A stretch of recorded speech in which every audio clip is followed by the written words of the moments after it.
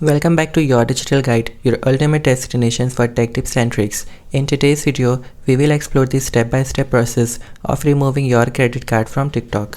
Next, tap on the three lines at the top of the screen, then click on Settings and Privacy.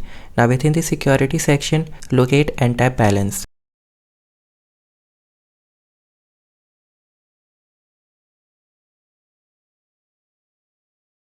Tap on Transactions, then tap on All Tabs, which is located at the top of the screen.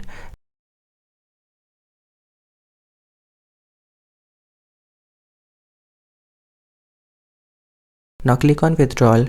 I have not added my credit card to this TikTok account, and that is why it is not showing up here. If you have added your card, tap on Manage at the top of the screen. Find the payment method you wish to remove, then tap on it and then hit the delete button, which is located at the bottom of the screen. If you encounter difficulties removing your credit card from TikTok, don't worry. Contact TikTok support for assistance with your queries. And there you have it.